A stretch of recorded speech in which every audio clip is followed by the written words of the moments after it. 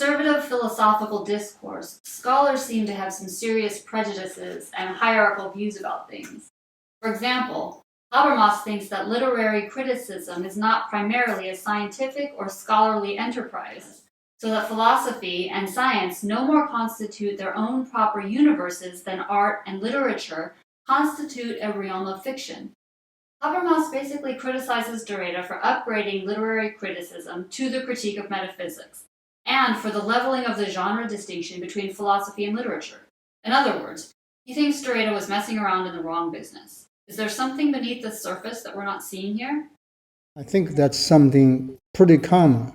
All those scholars in philosophy, they hold this idea that philosophy is something else. What really philosophy is, in their sense, it's a science. So they even could say it's called philosophical science or philosophy of science. That comes to the point that the idea of science, as today we say, some point in the last few hundred years, that the science becomes something authoritative. And as we all know, the earlier times, the 1500s, 1600s, a lot of people were burned and stoned because they bring in this new idea of science, trying to convince people that the science tells us about our world otherwise than what the Bible tells us.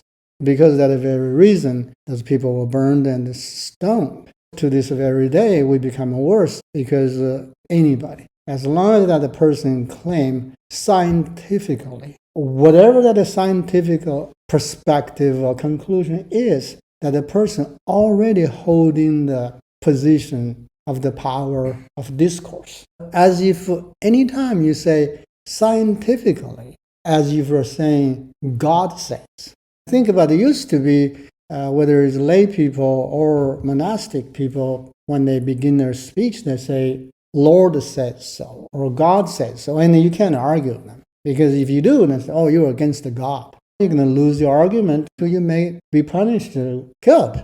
When you look at it that way, you think about science. It's become like that. I mean, anybody, you say, I don't believe in science, you're already in the old position that to be stoned or to be burned. Mentally, ideologically, you're already burned because everybody will isolate you and look at you down. And you can't afford to say, I don't believe science, no matter who you are today. But the truth is, science is a very abstract idea. You think about it. Anytime you say scientifically, you're not saying anything. I mean, science covers such large area of disciplines. Chemistry, mathematics, physics, biology, any of those disciplines all belong to science. So when you say scientifically, you're really ambiguous. You're just using this word as a way to gain your power and to dominate the other side of the conversation. That's what happens. In this case, Habermas is saying literary criticism does not qualify as a philosophical discourse. And if you look at all the philosophical discourse way back from Socrates to Plato all the way down, they're very literary, more like literary criticism. If you read Plato, it's mostly very poetic in some sense. To the most important figure considered as the beginning of our modern time, Descartes. And his writings are very poetic, and not mentioning Nietzsche. I mean, basically, most of the time he's writing poems. And of course, poems contain deeper thoughts, and we call that philosophy. So all of a sudden here, Habermas saying that literary criticism cannot be mingled with philosophical discourse. Habermas biased. It's not that he doesn't know that. In order to defeat Derrida, he has to use this weapon. I mean, what else is he going to do? That's the whole deal with the old school of philosophers.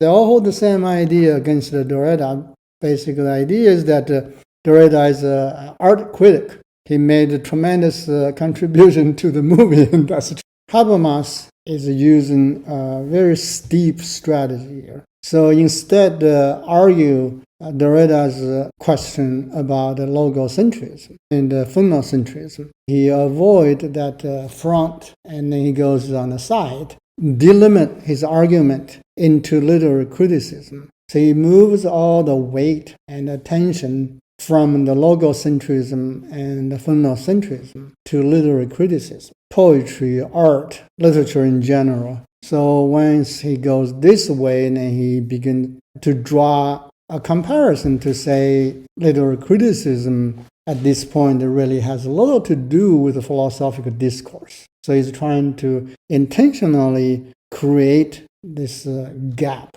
But of course, if you read Derrida carefully, his whole point is as a language, particularly phonetic language. That's his first challenge. It delimited his argument in the area of phonetic language. He separates phonetic language from non-phonetic language, and which Habermas does not say a word here, because he gets in there and is going to be ambushed, so he can't go there.